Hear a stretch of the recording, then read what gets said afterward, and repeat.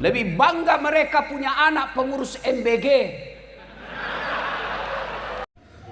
Assalamualaikum warahmatullahi wabarakatuh. Alhamdulillahirabbil alamin. Allah masih mempertemukan kita dan memberikan kita kesehatan sehingga bisa menonton video kali ini, yang mana kita akan diberikan ilmu dan tausiah dari guru kita yang tentunya banyak sekali hikmah serta pelajaran yang bisa kita ambil.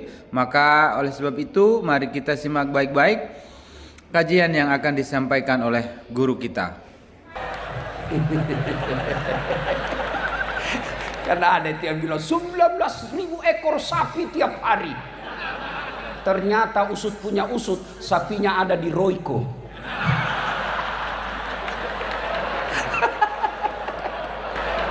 Sayalah kira-kira yang paling berat tugasnya.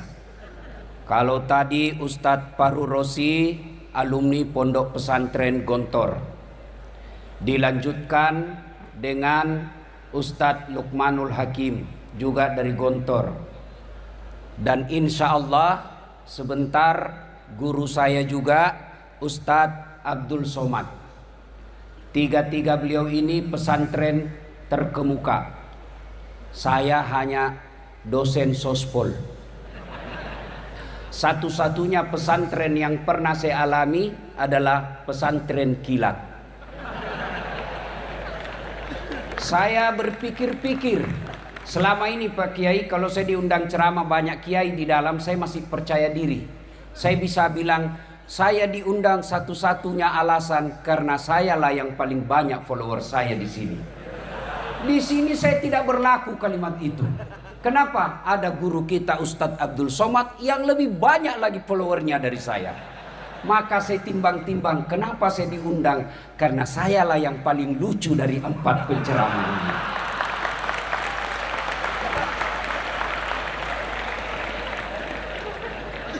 Saya pikir apa yang saya mau sampaikan ini? Allah Karim, musibah besar buat saya. Baiklah, saya coba-coba sendiri dengan cara saya sendiri. Ibu-ibu, adik-adik sekalian, kalau saya ikut pilkada kalah, masih ada pilihan. Ikut lagi 5 tahun yang akan datang. Bapak Prabowo 4 kali ikut pilpres baru menang. Saya tidak disenang sama gubernur. Kalau saya pegawai, saya masih ada pilihan. Apa? Pensiun dini. Selesai masalah. Saya merantau ke Jawa. Di Jawa tidak enak. Mulere, mangan ora mangan, yang penting ngumpul. Pulang lagi saya ke Sulawesi. Saya merantau ke Malaysia. Malaysia tidak nyaman. Masih ada pilihan. Saya balik ke Indonesia. Ibu-ibu, suami cerewet, malas cari nafkah, ada pilihan? Ada. Pulangkan saja aku pada ibuku, atau ayo lanjut. Lihatlah tanda bekas tampar. Oh, berarti generasi tua. Karena ini lagu-lagu zaman dulu. Tapi masih lebih baik lagu zaman dulu daripada lagu sekarang. Tak bolak-balik, tak bolak-balik. Apa yang kita dapat itu? Iya. Suami cerewet, masih ada pilihan. Balik ke orang tua. Bapak-bapak, istri cerewet, malas masak, tukang gosip, ndak mau sholat. Ada pilihan? Ada. Malah 2 pilihannya, tambah atau ganti. Iya. Tapi tolong dijawab. Artinya, kalau menderita di dunia masih ada pilihan. Menderita di dunia masih ada senang-senangnya. Tidak ada orang dari pagi sampai pagi lagi sengsara terus hidupnya. Minimal dia gembira ketika dia nonton ceramahnya dan saat latih. Iya. Iya ibu. Iya ibu. Tapi tolong dijawab. Kalau masih masuk kubur, sedulur-sedulur masuk kubur, ada pilihan tidak? Senang tidak senang, tinggal kau di situ, tidak boleh kau keluar. Begitu kau keluar, viral satu dunia. Begitu kau balik ke rumahmu, orang di rumahmu malah lari tidak mau tinggal di rumah. Artinya, kalau menderita masuk kubur, tidak ada lagi pilihanmu. Alhamdulillah, Nabi memberi berita gembira. Umatku, orang Islam, anak cucunya Adam, kalau meninggal dunia, masih 3 harapan yang akan menolongmu. Yang kita kenal dalam dunia Islam, amal jariah. Apa itu? 1, anak yang soleh dan solehah. Ibu-ibu, Bu, saya mau tanya, Bu, bisa ndak anak ibu jadi dokter tidak pernah kuliah fakultas kedokteran? Bisa ndak? Ndak mungkin. Bisa ndak anak bapak punya ijazah? Salah paham lagi nih.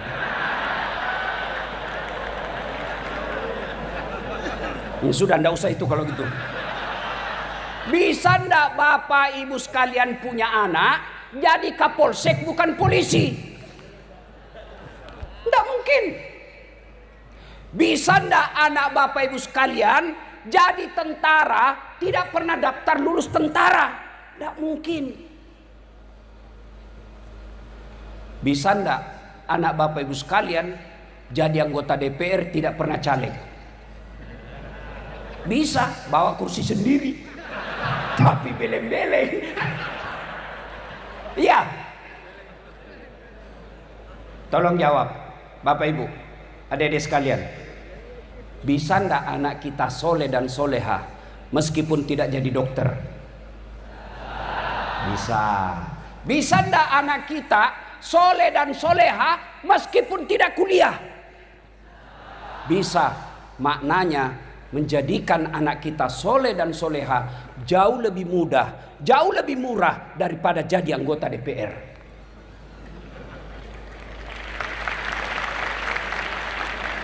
Tapi sayangnya anak-anak kita, ibu-ibu kita lebih bangga kalau anaknya jadi kontraktor daripada jadi ulama. Lebih bangga mereka punya anak pengurus MBG.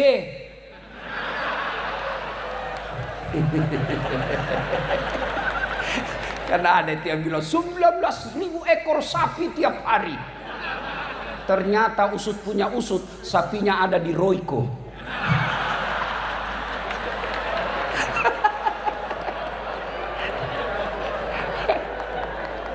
Nah, Bapak Ibu saudara-saudara sekalian, halo Ibu, Ibu, saya mau tanya Ibu, kalau Ibu meninggal nanti siapa yang doakan? Suami?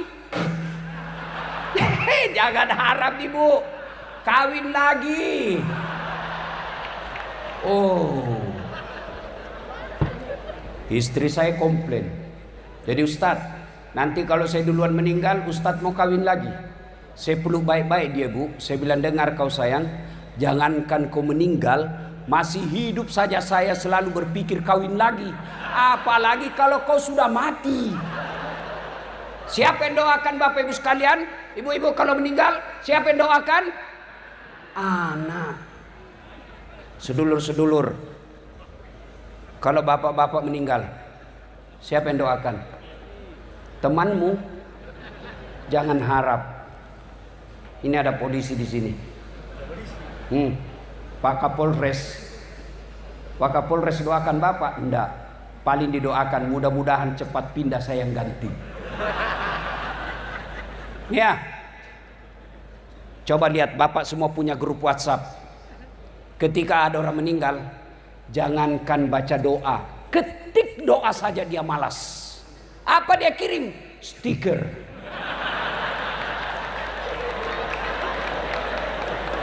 Al-Fatihah. Dia tidak baca itu. Bapak ketawa karena bapak semua pelakunya. Iya. Siapa yang doakan kita? Anak yang soleh dan soleha. Alangkah bahagianya kita. Alangkah bersyukurnya kita. Ketika sudah jasad kita ditanam dalam tanah, anak membangunkan masjid untuk orang tuanya. Ketika kita sudah pensiun, orang tua kita sudah tidak mampu mencari nafkah, anak-anaknya bermusyawarah, 5 anaknya masing-masing musyawarah. Saudara-saudaraku yang kakak berpidato, adik-adik sekalian, bapak sudah pensiun, tidak boleh lagi memikirkan sembako, tidak boleh lagi pikir token listrik. Mulai hari ini 1 anak 2 juta transfer ke orang tua, 5 anaknya 10 juta gaji pensiunnya dari anaknya, halalan thayyiban. Yang banyak kita lihat dimuliakan di media sosial, dihormati di kantor, dicium tangannya anak buahnya, sampai di rumahnya dimaki-maki sama anaknya yang masih SMP. Demi Allah, orang tua seperti itu rugi lahirkan anak. Anak yang soleh dan solehah inilah yang menjadi harapan kita. Dia akan mendoakan orang tuanya sudah di alam kubur, setiap sujudnya dalam salat 5 waktunya, apa yang diucapkan? Allahumma gfirli wali walidayya warhamhuma kama rabbayani saghira. Itulah anak yang hebat. Tapi lihat anak-anak modern sekarang, makin kaya orang tuanya makin kurang ngajar. Oh, sama cowoknya sopan betul. Iya kak. Sama bapaknya dia sliding tangannya. Baru 2 bulan pacaran sudah panggil papi mami.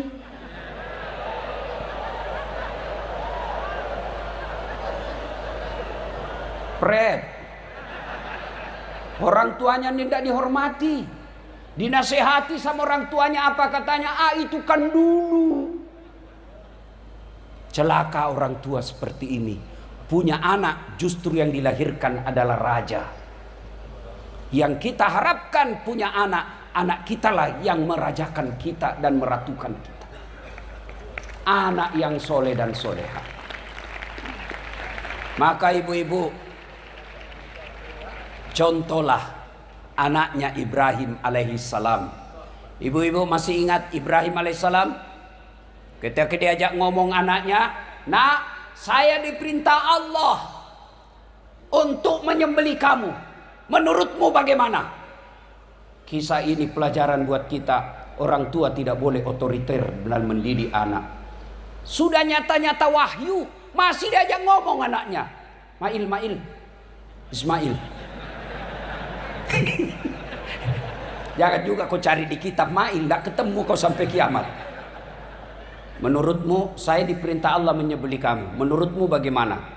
Coba, sudah perintah Allah masih diajak ngomong. Banyak orang tua otoriter. Mentang-mentang dia gagal tentara, anaknya dipaksa jadi tentara. Mentang-mentang anaknya dia gagal jadi polisi, anaknya dia paksa jadi polisi. Mestinya lihat bakatnya anak kita. Kalau dari kecil dia senang pegang obeng, teknik. Dari kecil dia senang masak-masak, MBG.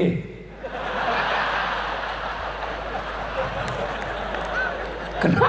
Saya heran, kenapa sensitif sekali nih MBG? Mungkin karena tidak masuk akal ini ya. Iya. Adik-adik sekalian, ketika Ibrahim ajak anaknya ngomong, nak, saya diperintah Allah menyembelih kamu. Menurutmu bagaimana? Kira-kira kalau anak bapak yang milenial atau Gen Z yang SMP di rumah, nak, saya diperintah Allah potong kamu. Menurutmu bagaimana? Jawabannya, kenapa saya, mak? Kenapa saya, pak? Kakekku aja yang sudah mau mati. Ini jawaban orang pintar tapi tidak soleh. Maka yang kita minta bukan anak pintar tapi anak soleh. Kenapa? Kalau dia soleh insya Allah pintar. Kalau pintar belum tentu soleh. Maka doa Nabi Ibrahim, Allahumma rabbi habli minas solihin. Berikan hamba anak yang soleh. Nah Bapak Ibu saudara-saudara sekalian, mendengar permintaan ayahnya ini, apa jawaban Ismail? Pak, don't worry, be happy. Jangan cemas Pak, laksanakan. Insya Allah Bapak mendapati saya anak yang sabar. Itulah anak yang kita harapkan. Perintah agama tidak membantah, sami'na wa ata'na. Maka ibu bapak, yang pertama yang mengalir terus amalnya, anak yang soleh dan soleha. Ada yang tanya, Ustadz, bagaimana kami ini ibu yang tidak punya anak? Bagaimana kami ini bapak yang tidak punya anak? Tidak punya harapan dong. Oh, anak yang dimaksud di sini bukan sekedar anak yang dilahirkan dari perut istri kita, tapi anak yang dimaksud di sini masuk di antaranya anak murid yang kita ajarkan. Ibu-ibu yang tidak punya anak, lihat anak-anak didik di kantor, temui gurunya. Ustadz, ada anak hafal Quran kah di sini? Ada anak yatim kah di sini? Berapa biayanya 1 bulan?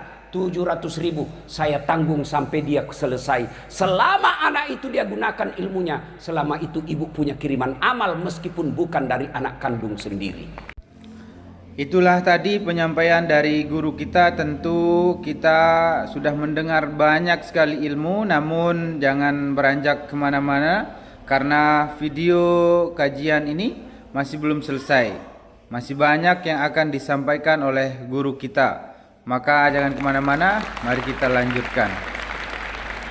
2, karena waktu terbatas. 2. Enggak, saya yang panik di sini, Pak. Ini berat sekali di ceramah, Pak. Demi Allah, saya juga tidak tahu kenapa tiba-tiba suara saya susah keluar. Karena saya stres dari tadi, Pak. Mikir saya gimana, apa yang saya mau sampaikan. 2, kata Nabi, adalah harta yang telah kita sedekahkan fisabilillah. Ibu-ibu, Bu, ini terutama yang banyak emasnya. Kalau ibu meninggal nanti siapa yang pakai emasnya, Bu? Anak? Bukan, istri kedua. Begitu ibu meninggal, suami nangis. Tidak kusangka kau cepat sekali meninggalkanku, sayang. Dia buka cincinnya, Bu. Dia paksa keluar cincinnya, Ibu. Tidak mau keluar, dikasih sabun. Selesai dia cabut cincin, dia cabut lagi gelangnya, Ibu. Ini gelang saya ini. Saya belikan kamu dulu waktu kita pergi umroh. Dia cabut gelangnya, Ibu. Sudah itu dia cabut lagi kalungnya, Ibu. Ini kalung saya belikan kau usia pernikahan 10 tahun. Terakhir gigi palsunya, Ibu, pun dia cabut. Sudah itu dia bungkus. Dia bungkus cincinnya Ibu, gelangnya Ibu, kalungnya Ibu, dia bungkus sambil menangis. Dia simpan dalam lemari. Selamat tinggal, sayang. Betapa cepat kau tinggalkan aku. Dia simpan. 3 bulan kemudian pergi reuni Gontor. Ketemu janda. Oh. Piye kabare, Mbak? Api-api, Mas. Sampean api. Saya gimana, Kak? Istri saya meninggal. Sampean duda? Iya. Saya juga janda. Oh, cocok dong.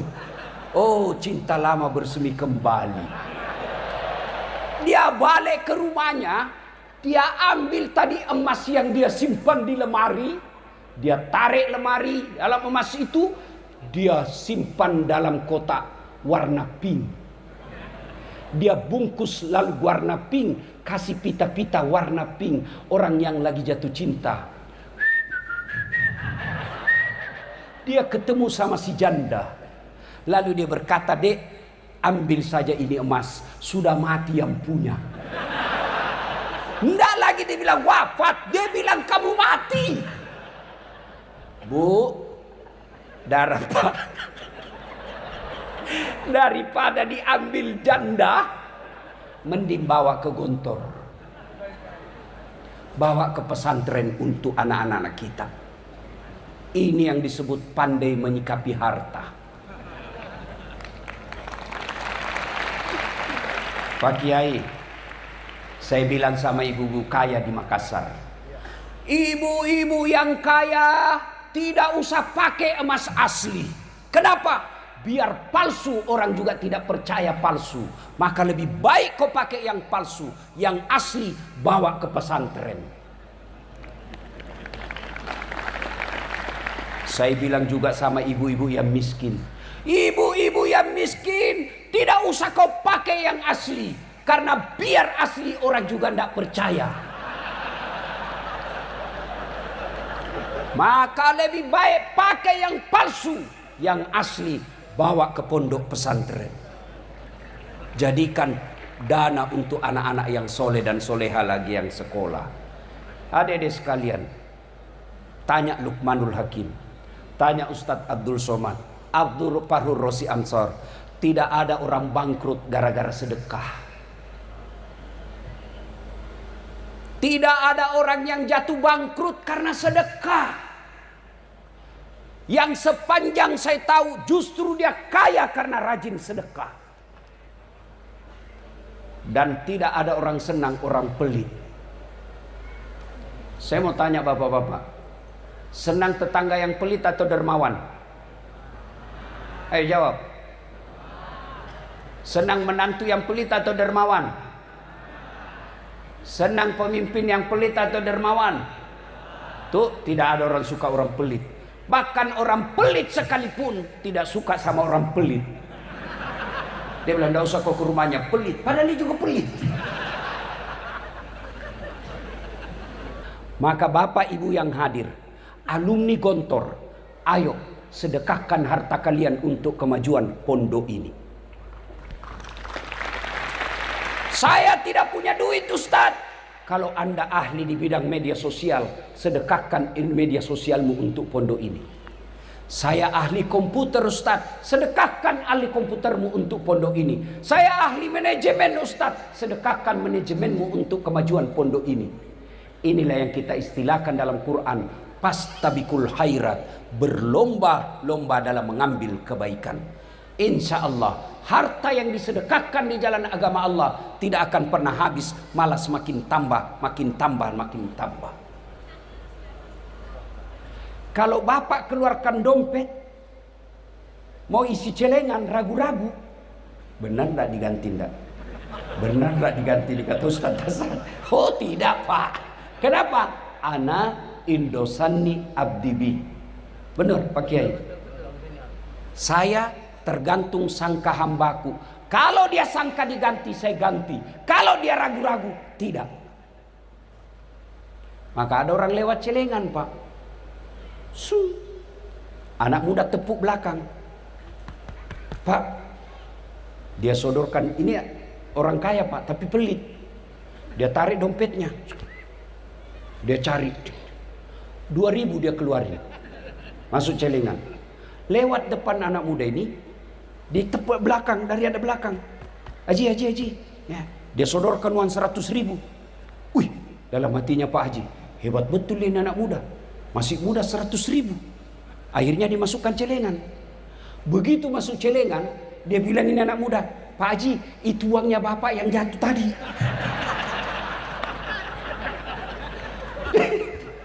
Begitu pelitnya Pak Kiai. Selesai sholat Jumat, dia datangi takmir masjid. Dia bilang, ada salah masuk itu tadi Ustaz.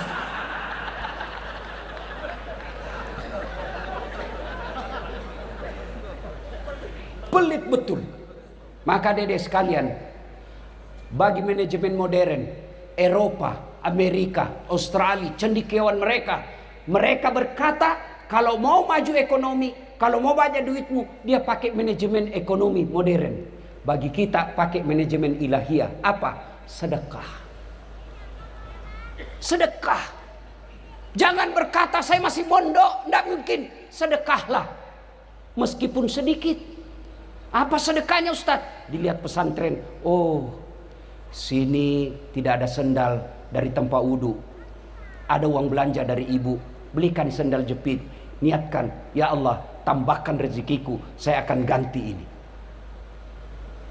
Insya Allah pondok ini bisa maju kalau kita semua berlomba-lomba dalam mengambil kebaikan. Salah satu di antaranya sedekah sesuai dengan apa yang kita miliki. Yang ketiga, yang akan mengalir terus-menerus adalah ilmu yang bermanfaat. Saya bukan ustadz, ya, teruskan ceramahnya ustadz. Kita punya semua grup WhatsApp, tapi sayangnya grup WhatsApp yang banyak kita teruskan, yang kita share beramai-ramai, kadangkala hanya isu-isu politik. Tapi ceramah-ceramah, konten-konten dakwah, biasanya kita malas untuk teruskan ke grup WhatsApp lainnya. Bapak terima ceramahnya guru kita Ustadz Abdul Somad, terima, sebarkan ke orang lain. Kalau 10 grup, satu grup 100 orang, 500 orang, masa tidak ada yang nyangkut? Ilmu yang bermanfaat. Saya biasa heran, cuma yang selalu disebarkan ceramah saya meleset-meleset sedikit. Dilihat dosa, tidak dilihat barang bagus. Itu aja yang banyak disebarkan. Bapak ibu saudara-saudara sekalian, anak yang soleh dan soleha, harta yang telah kita sedekahkan, ilmu yang bermanfaat, alhamdulillah berkumpul di tempat ini. Inilah tempatnya ketiga-tiganya. Anak yang soleh dan soleha, anak pondok kita, anak pesantren kita. Bayangkan 100 tahun, bukan jumlah waktu yang ringkas. 100 tahun kita lihat Pak, banyak perusahaan, banyak organisasi bertahan 100 tahun, tapi mungkin karena didukung oleh harta yang banyak. Banyak organisasi perusahaan bertahan 100 tahun, mungkin karena didukung oleh oligarki. Tapi pesantren Gontor bisa bertahan 100 tahun, bukan karena harta, bukan karena kekuasaan, bukan karena oligarki, tapi karena nilai. Mungkin kita melihat ada pesantren dibesarkan oleh keluarga, tapi apa yang ditularkan, dia menjadi warisan keluarga itu. Tapi Darussalam Gontor diwariskan bukan untuk anak cucunya, tapi untuk umat, menjadi badan wakaf. Itu yang menjadi nilai buat kita semua. 100 tahun silih berganti pejabat, silih berganti rezim, tapi alhamdulillah Gontor tetap berdiri sampai sekarang. Kalau Anda mencari Gontor, jangan cari gedung yang tinggi-tinggi. Kalau Anda mencari Gontor, pada awalnya bukanlah tanah yang lapang dan gedung yang mewah, tapi dimulai dengan cita-cita 3 pendiri bersaudara yang kita kenal Trimurti, yang sampai detik ini karena keikhlasannya bisa bertahan sampai 100 tahun. Tapi tidak boleh puas sampai di situ. Pertanyaan makin besar, mampukah kita abad kedua berikutnya? Saya yakin dengan semangat 3 tadi, insya Allah, jangankan 100 tahun yang akan datang, biiznillah, dengan izin Allah, maka Gontor akan bisa lebih tua dari Republik Indonesia, insya Allah. Indonesia baru berapa puluh tahun, Gontor sudah 100 tahun. Mudah-mudahan Allah memberkati tempat ini, guru-gurunya, santri-santrinya, dan insya Allah abadi sepanjang zaman. Ini saja yang ingin saya sampaikan. Kalau Ustadz Luqmanul Hakim pandai berpantun, karena memang orang Melayu. Kalau MC tadi pandai berpantun, karena memang diajarkan pantun. Kami orang Bugis tidak tahu pantun. Tidak ada. Maka dalam budaya bahasa tutur orang Bugis tidak ada pantun. Kalau orang Melayu ingin melamar, dia akan berkata, aku melihat ada bunga di taman. Bunga itu sudah siap untuk dipetik. Kalau orang Bugis tidak. Sudah besar anakmu ya? Kasih nikah anakku sama anakmu. Itu orang Bugis itu. Tidak pandai dia berpantun, Pak. Itu orang Bugis begitu. Maka kami tidak tahu pantun. Maka saya mohon maaf tidak bisa berpantun. Ya, Bapak Ibu saudara-saudara sekalian, terutama para kiai, terima kasih atas penghormatan ini. Saya tadi tertolong. Sebab saya tadi lihat susunan acara, saya yang terakhir. Bayangkan kalau saya yang terakhir, di depan ada Ustadz Abdul Somad, mati butuh saya. Alhamdulillah, Ustadz Abdul Somad yang terakhir, saya bisa terselamatkan. Bapak Ibu saudara-saudara sekalian, terakhir sekali. Ini semangat buat adik-adik. Saya alhamdulillah orang Tionghoa pengantin di Makassar, non muslim, saya diundang ceramah nasihat perkawinan. Padahal non muslim, Tionghoa diundang nasihat perkawinan. Bahkan Cap Gome kemarin, Cap Gome tahun baru Tionghoa, tablik akbar di Klenteng, saya diminta ceramah. Inilah kira-kira yang disebut pesantren modern Gontor. Bisa diterima semua golongan. Mudah-mudahan adik-adik sekalian, dakwalah yang rahmatan lil alamin. Kalau Anda ahli dakwah, jangan menakut-nakuti. Ada orang ceramah, baru baca satu hadis, kayak dia panitia hari kiamat. Saya pun dibully di medsos, dibilangi kamu ustadz tidak sunnah, cerita-cerita sunnah kamu tidak sunnah. Saya bilang, kenapa kau tuduh saya tidak sunnah? Buktinya kau tidak punya jenggot. Ya mau diapa kalau tidak mau tumbuh? Maka adik-adik pesantren, ayo silakan jadi mubalik yang bisa diterima semua orang, yang kita kenali dengan ulama modern. Itulah yang diharapkan oleh pidato tadi Pak Kiai Hazan. Apa tadi? Apa yang tidak diajarkan, apa yang tidak dimiliki. Insya Allah kalau ini kita pegang baik-baik, maka pesantren Gontor akan menjadi pesantren teladan di bumi Nusantara. Jadi kalau ada anak muda lihat pintu terus mau keluar, tidak tenang dalam masjid, mau mati itu. Apanya yang mau mati? Bukan fisiknya, tapi apa? Jiwanya. Di Makassar baru-baru ribut gara-gara Ramadan. Kebiasaan anak remaja selesai sholat subuh, olahraga katanya, balap-balap. Itu mestinya tidak ada. Tidak mungkin non muslim hargai Ramadan kita. Maka kitalah yang menghargai Ramadan ini. Caranya ciptakan Kamtibmas. Mana bisa lagi orang kemudian beribadah dengan baik kalau sudah tidak tertib. Dan salah satu mengganggu ketertiban itu balap liar subuh-subuh.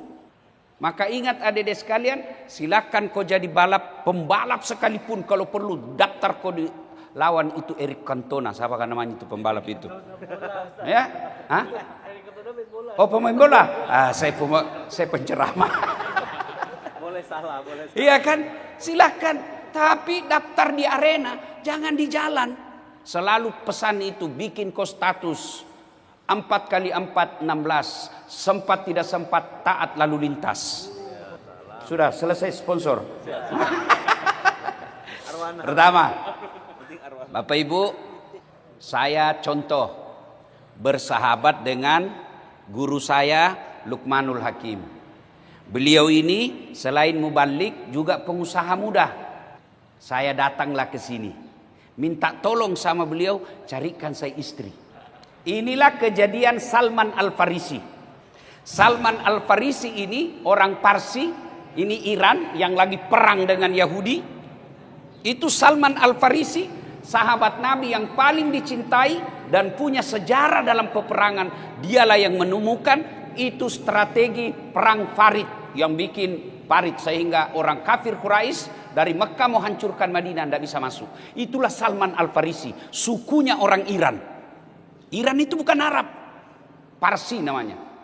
Nah, Salman Al-Farisi dia tinggalkan kampungnya, datang mencari Islam, ketemu dengan Nabi, akhirnya dipersahabatkan dengan Abu Darda. Abu Darda itu ibaratnya sayalah Salman dari Makassar, ketemu dengan Utsman Luqim, penduduk lokal. Saya datang kepada Ustadz Luqman, Ustadz carikan saya bini. Ada saya suka orang Ponti, tapi tidak mungkin dia suka saya karena saya pendatang. Tolong temani saya pergi melamar. Pergilah Salman Al-Farisi dengan Abu Darda. Abu Darda sebagai penduduk lokal. Datanglah, Assalamualaikum warahmatullahi wabarakatuh.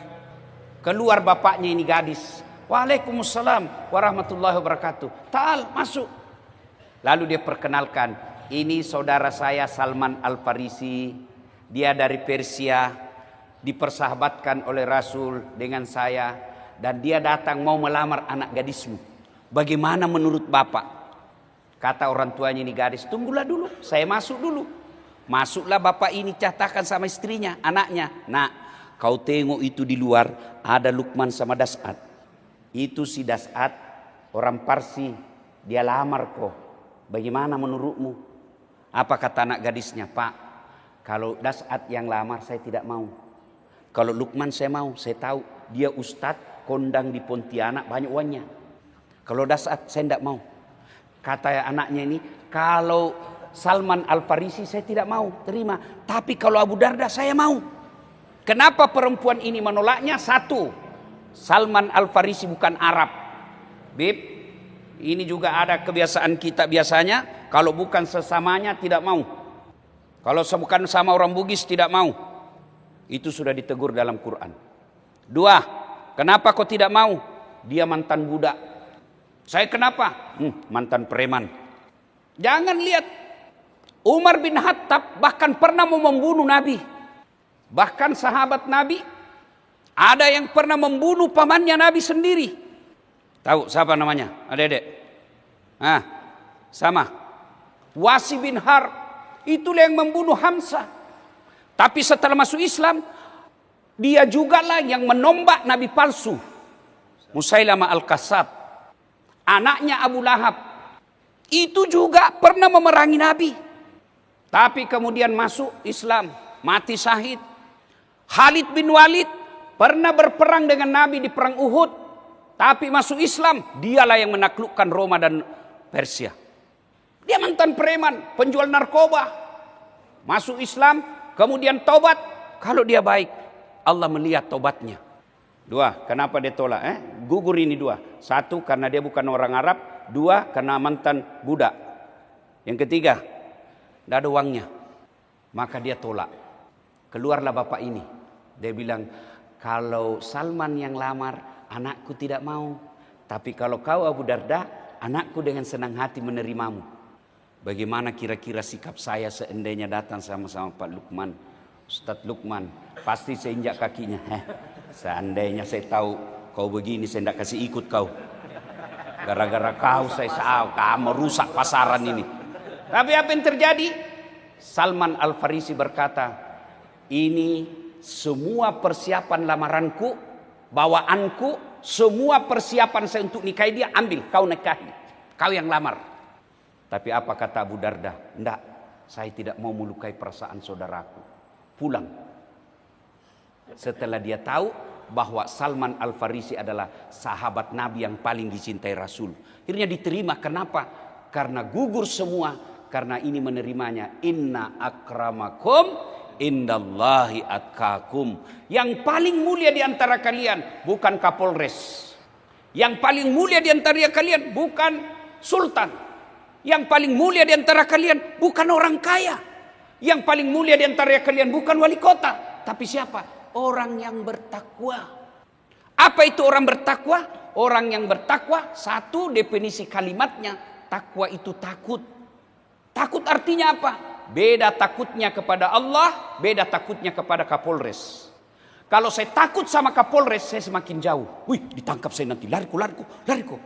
Takut sama manusia. Tapi kalau takut kepada Allah, saya harus semakin dekat. Itu bedanya. Jadi takwa itu takut. Takut artinya mendekatkan diri kepada Allah. Nah, sekarang takwa tujuan akhir dari puasa. La'allakum tattaqun. Agar kamu bertakwa. Apa itu takwa? Nah, kita lihat lagi. Definisi takwa yang dikemukakan oleh Ubay bin Ka'ab. Ubay bin Ka'ab ini imam tarawehnya Abu Umar bin Khattab. Ubay bin Ka'ab ini guru mengajinya umumnya para sahabat pada Nabi, sahabat-sahabat Nabi. Ubay bin Ka'ab ini bahkan pernah Nabi katakan, Ubay, saya diperintah oleh Allah untuk membacakan ayat Quran di hadapanmu. Ubay bin Ka'ab adalah sekretaris penulis ayatnya Rasulullah. Dan ditanyalah oleh Umar bin Khattab. Umar lebih senior daripada Ubay bin Ka'ab. Apa kata Umar? Ubay, apa itu takwa? Apakah itu takwa Ubay? Lalu Ubay bin Ka'ab tidak menjelaskan. Dia hanya memberikan contoh ilustrasi. Kata Ubay bin Ka'ab, Umar, pernahkah kau berjalan bersama Rasulullah di batu-batu cadas? Apa Bapak ngerti kalau saya bilang batu-batu cadas? Batu kerikil yang tajam. Ya kan? Batu zaman dulu saya sekolah, Pak Sultan. Dulu waktu sekolah kita kan sepatu disayang Pak. Daripada sepatu robek, kita buka sepatu, kita jalan kaki. Sepatu disimpan di leher, diikat. Nah, kalau dapat jalan cadas, apakah Nabi mundur dari perjalanannya? Kata Ubay bin Ka'ab, tidak. Nabi tetap melanjutkan, coba berubah sikap. Bagaimana caranya? Nabi, dia angkat gamisnya sedikit, lalu dia berjalan dengan sangat hati-hati, menghindari batu yang merusak kulit. Lalu Ubay bin Ka'ab, itulah takwa, kehati-hatian. Hati-hati apa? Satu, kamu jomblo-jombloker, yang lagi galau cari cewek, lagi galau cari istri, hati-hati milih istri. Biasa orang baik akhlaknya rusak akhlak dan keturunannya gara-gara istrinya yang jelek. Itulah sebabnya memilih istri itu Nabi prioritaskan 4 perkara. Pilih cantik, tapi jangan kau prioritas. Kenapa? Cantik ada batasnya. Apalagi zaman medsos. Instagramnya bening warna kulitnya, aslinya hitam kak ketolongan. Dari mana datangnya cinta? Dari Facebook turun ke WA. Dari mana datangnya kecewa setelah ketemu ternyata berbeda? Pret. Iya kan? Yang kedua kata Nabi, pilihlah keturunannya. Boleh kau cari keturunan sultan, tapi ingat ada orang bapaknya kafir justru anaknya jadi nabi, Ibrahim alaihissalam. Ada orang bapaknya nabi justru anaknya jadi pengkhianat, Nuh alaihissalam. Boleh kau cari keturunan tapi tidak boleh jadi ukuran utama. Kenapa? Bisa kau kecewa. Yang ketiga kata Nabi, pilihlah dia karena kekayaannya. Rasulullah Allah takdirkan menikah dengan Siti Khadijah karena salah satu sebabnya Khadijah kaya, tapi kekayaannya bukan untuk hedon, kekayaannya bukan untuk kesombongan, kekayaannya semua digunakan fisabilillah. Oh, kaya dia Ustaz, alhamdulillah. Insya Allah kalau menikah kita Ustaz 7 turunan tidak miskin. Masalahnya calonmu turunan ke-8. Tidak masuk hitungan. Iya kan? Yang keempat kata Nabi, pilihlah agamanya. Maka adik-adik sekalian, biarlah dia cantik, keturunan baik-baik, kaya, lalu bagus agamanya. Kalau ada begitu kau dapat di konto Pontianak, tunjukkan sama saya juga siap. Tapi yang banyak adalah cantik mukanya, hancur akhlaknya. Bagus akhlaknya, mukanya lagi tak tahu dilihat dari mana dia menarik. Maka kata Nabi, utamakan agamanya. Hati-hati dek memilih pasangan. Hati-hati memilih pasangan. Yang kedua, hati-hati gunakan media sosial. Banyak orang panen dosa, banyak orang panen amal di media sosial, tapi tidak sedikit panen dosa. Panen amal kalau kita sebarkan dakwah-dakwahnya ustadz-ustadz kita. Kita ketemu dakwahnya Das'at Latif kita sebarkan. Ustadz Luqmanul Hakim kita sebarkan. Itu akan menjadi media sosialmu mengantarmu masuk dalam surga. Tetapi media sosialmu bisa juga mengantar dan memudahkanmu masuk neraka. Ketika media sosialmu kau sebarkan berita bohong hanya karena kau benci kepada seseorang, hanya karena kau benci kepada rezim, hanya kau benci kepada sesuatu, maka kau tidak berlaku adil dalam menyebarkan berita. Hati-hati. Maka ketika mau sebarkan berita, pikir dulu, ini apa faedahnya buat umat, ini apa faedahnya buat saya. Kalau saya sebarkan ini, ribut orang Dayak dengan orang Melayu, lebih baik jangan sebarkan. Hati-hati menggunakan medsos. Yang ketiga, hati-hati mengucapkan lisan. Ahsin kalamaka, haluskan tutur katamu. Jangan kau maki orang dalam berdakwah, jangan kau hina orang dalam mengeriti, jangan kau rendahkan orang dalam menyampaikan aspirasi. Karena tidak ada orang mau dihina, tidak ada orang mau direndahkan, tidak ada orang mau dilecehkan. Bapak senang tak kalau dimaki-maki? Tidak, begitu juga orang. Bapak senang tak ketika hina? Tidak, begitu juga orang. Apa yang Bapak rasakan, begitu juga orang rasakan. Mengeriti anggota DPR boleh, tapi jangan merendahkan martabatnya. Kita kritik kebijaksanaannya. Mengeriti pemerintah boleh, tapi jangan pribadinya kau lecehkan, tapi kritik kebijakannya. Boleh kritik MBG, boleh. Tapi jangan kritik menghina orang yang mencetuskannya, tapi kritik bagaimana prosesnya, itu yang kita kritik. Dikatakan 19.000 ekor sapi kita potong tiap hari, tapi kita tidak pernah lihat ada MBG, ada sapinya. Kita kritik itu bukan karena kita sentimen, yang kita kritik ada dari lapangan tidak sesuai kenyataan. Nah, Bapak Ibu saudara-saudara sekalian, yang keempat, hati-hati milih anggota DPR. Apa boleh buat sudah lewat. Maka jangan heran bulan 8 kemarin ribut Indonesia gara-gara kelakuan anggota DPR yang joget-joget. Kau tahu dia jahat, kau tahu dia pezina, kau tahu pembohong, kau pilih hanya gara-gara 500.000. Ambek. Ambek maka kata orang Makassar, cidak kau. Maka hati-hati. Itulah orang bertakwa. Nah, Bapak Ibu saudara-saudara sekalian, 2 pesan kita pada hari ini. Persaudaraan Salman Al Farisi. Luar biasa, Pak. Bersahabatnya bukan karena jabatan. Saya bersahabat dengan Kapolres karena jabatan, siap-siap kecewa. Kenapa? Kapolres ada mutasinya. Akrab betul Ustadz Lukman dengan Kapolresta. Begitu Kapolresta mutasi, hilang persahabatan. Itulah yang bersahabat karena jabatan. Bersahabat dengan kaya, kaya ada masanya. Begitu dia miskin, hilang. Kata Umi Rama, mencari teman memang mudah, apabila untuk teman suka. Mencari teman tidak mudah, apabila untuk teman suka.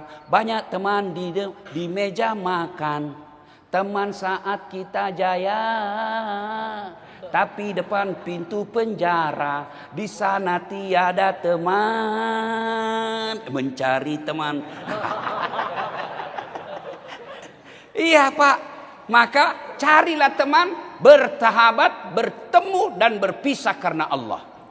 Maka orang yang bertemu dan berpisah karena Allah nanti diberikan garansi 7 golongan orang yang dicintai Allah di padang mahsyar dapat perlindungan. 1 di antaranya mereka yang bertemu dan berpisah karena Allah. Termasuk di antaranya pengurus masjid.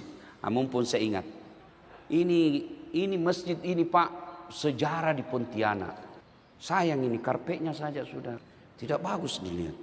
Mungkin banyak orang kaya di sini bisa sumbang karpet. Tapi kalau tidak ada orang Pontianak mau sumbang, telepon saja saya. Kasihan ini masjid mewah ini. Ini punya sejarah. Di sini Islam berlabuh awal. Sayang ini karpetnya. Kalau ada saldo, Pak, hati-hati kalau simpan saldo, Pak, ya. Sebagai sesama muslim, maafkan saya. Jangan anggap ini saya ikut campur. Ini sebagai cinta saya kepada saudara muslim di Pontianak. Kalau ada saldonya ini masjid ratusan juta lalu begini, nanti itu panitianya dapat pertanyaan di akhirat. Betul tidak masuk neraka, tapi sudah ditanya-tanya. Sama kalau kita dipanggil ke polisi, betul tidak di penjara, tapi repot sudah, Pak. Dipanggil jam 8, jam 3 sore baru diperiksa. Stres toh. Nanti Bapak yang punya pengurus masjid simpan saldo, betul Bapak tidak korupsi, tapi dapat pertanyaan juga, kenapa kau simpan? Kenapa tidak jalan amalnya orang? Coba kalau dia jadi karpet di tempat sujud, amalnya orang jalan. Kalau cuma jadi saldo, dipanggil orang non muslim dipakai kredit. Uangnya orang Islam dipakai kredit. Tapi kalau dia jadi karpet, dia jadi AC, dicat ini dengan cantik, sehingga anak-anak yang selalu dicurigai jahat-jahat, dia datang ke masjid. Mohon maaf, Pak, jangan marah, Pak, ya, jangan marah. Ini karpetnya sudah bagus, kita ganti yang cantik-cantik supaya anak-anak, kita kasih permainan supaya anak-anak itu datang ke masjid. Pengurus masjid juga jangan dilempar anak-anak kalau ribut di masjid. Namanya anak-anak, Pak. Ada pengurus masjid, begitu anak-anak TKTPR ribut, dia tarik telinganya, tenda keluar kau. Jangan, Pak. Tidak apa-apa itu anak-anak yang tidak boleh ribut di masjid, Kapolresta. Pelanggaran. Nah, Bapak Ibu saudara-saudara sekalian, nah itu kalau kita Islam, poin kedua, bersahabat karena Allah. Nah, bersahabat itu ciri-ciri sahabat yang baik. 1, solatnya bagus. Lihat aja solatnya. Kalau solatnya bolong-bolong, jangan kau percaya deh, nanti kau tertular jadi solatmu juga bolong-bolong. Kamu pergi main futsal, main pedel, apa itu namanya itu? Yang raket setengah. Hah? Padel. Main padel. Boleh. Tapi ketika masuk waktu sholat, kau mau sholat, dia bilang temanmu, nanti tunda saja, lebih kau tinggalkan itu temanmu. Kenapa? Dia tidak mengajakmu kepada kebaikan. Kalau dia tidak sholat, jangan kau percaya, Tuhannya aja dia tipu. Lihat temanmu, kalau dia sholat, anggap genggam tangannya. Kenapa? Karena orang yang baik akan mengajakmu nanti masuk surga. Misal, saya nanti Allah takdirkan masuk surga lebih awal. Bilanglah amin. Tiba-tiba saya gelisah mau masuk surga. Kata malaikat, kenapa kau saat? Mana ini Kapolres? Patri, gara-gara dia itu 4 kali saya ceramah 1 hari di Pontianak. Dan alhamdulillah dengar ceramahku banyak orang tobat. Saya dapat itu gara-gara dia itu. Saya mau ajak dia masuk. Kata malaikat, banyak tanggung jawabnya sebagai Kapolres. Banyak pertanyaannya dia, masih banyak dia seleksinya di situ. Masih babak belur dia. Lalu saya bilang, aduh kasihan betul. Lalu Allah katakan, malaikat, saya mau masukkan surga tanpa ada pikiran. Saya mau masukkan dia surga tadahlul jannati bisalam. Tidak ada lagi beban pikirannya. Dan saat plong dia masuk, ambil sahabatnya, bawa dia masuk surga sama-sama. Maka Kapolres, jangan jauh-jauh dari ulama. Nanti bapak ada yang ringankan. Dia panggil, itu teman saya itu. Tapi kalau bapak berteman saja sama pengusaha, pengusaha biasa yang seret bapak masuk ke dalam neraka. Alhamdulillah kita bersinergi kali ini. Selama saya beberapa saat di sini, tidak sampai 24 jam, saya lihat Polres kita baik, alhamdulillah. Mau datang ke ulama, mau datang ke tokoh masyarakat, mau masuk ke kampus. Jangan lagi kau musuhi polisi. Kita ini polisi kan seperti lagu, benci tapi rindu. Seperti suami istri yang selalu bertengkar tiap hari, tahu-taunya hamil lagi. Nah itulah, kita polisi benci, tapi kalau ada masalah kita datang ke polisi. Nah Bapak Ibu Saudara-saudara sekalian, maka bersahabat karena Allah. Orang yang bersahabat karena Allah, dia sholat. Yang kedua, dia mengajak kepadamu kebaikan. Ayo kita sholat berjamaah. Saya dengar ada Ustadz Lukmanul Hakim bikin kajian. Bagus kajiannya itu, mengajak kita untuk sedekah. Ayo kita ikut. Itu teman baik itu. Sudah masuk waktu sholat. Bagusnya kita jamaah di mana? Genggam tangannya, jangan kau lepas. Itulah orang yang baik. Bertemu dan berpisah karena Allah, mengajak kepada kebaikan. Nah Bapak Ibu Saudara-saudara sekalian, 2 orang baik itu tadi. Yang ketiga, mengajak kebaikan. Dia kalau dikritik, jangan kau pahami bahwa dia benci. Saya kasih contoh. Bapak Ibu, ada anak 13 tahun minta dibelikan motor. Bapak belikan motor enggak? Jawab dulu Pak, kenapa malas sekali nih? Jawab. Kenapa tidak dibelikan? Berarti Bapak enggak cinta dong. Berarti Bapak enggak cinta. Justru cintanya sehingga enggak dibelikan. Jadi kalau ada teman dia kritik kita, jangan kau pikir dia benci. Justru cintanya dia tunjukkan kau jalan yang lurus. Ada saat enggak cocok kau di situ. Ini yang cocok. Sayangnya tidak semua orang mampu menerima kritik. Hanya orang-orang beriman yang berjiwa besar mampu menerima kritik. Siapa? Karakter orang berilmu yang menerima kritik. Itulah sebabnya kata ilmu terdiri dari 3 huruf. Ain, lam, mim. Ain terbuka. Mulutnya. Artinya terbuka dari kritik. Terbuka dari wawasannya. Orang yang berilmu tidak picik, tidak gampang tersinggung ketika dikritik. Maka Bapak ucapkan alhamdulillah ketika Bapak menerima kritik dan mau memperbaiki diri. Itulah orang-orang yang hebat. Nah Bapak Ibu Saudara sekalian, pada akhirnya kita simpulkan, inna akramakum indallahi atqakum. Yang paling mulia di antara kalian adalah orang yang takwa. Dan orang yang takwa itu berhati-hati memilih teman, berhati-hati menggunakan medsos, berhati-hati memelihara lisan, dan dia selalu memilih amar ma'ruf nahi munkar. Semoga ada manfaat, lebih dan kurangnya mohon dimaafkan. Usikum wa nafsi bitaqwallah fastabiq. Alhamdulillahirabbil alamin. Berakhirlah video dari kajian guru kita. Kita berharap semua yang disampaikan oleh beliau dapat menjadi pelajaran, ilmu dan hikmah yang sungguh bermanfaat untuk kita. Dan kita berharap Allah Subhanahu wa taala memberikan kesehatan kepada guru kita dan kita semua, dan semoga kita dipertemukan kembali di video kajian berikutnya, tentu dari para guru-guru kita yang sudah kita kenal luar biasa ilmunya, dan semoga sekali lagi kita bertemu di video selanjutnya. Assalamualaikum warahmatullahi wabarakatuh. Dengan berakhirnya video tadi, sudah waktunya kita melanjutkan aktivitas kita seperti biasa. Semoga nantinya di kehidupan nyata, kehidupan kita sehari-hari, kita mendapatkan petunjuk dan bimbingan dalam menyelesaikan setiap permasalahan kita di kehidupan sehari-hari. Sekali lagi, mari kita lanjutkan aktivitas kita seperti biasa. Semoga kita semua sehat dan sukses selalu. Amin ya rabbal alamin. Assalamualaikum warahmatullahi wabarakatuh.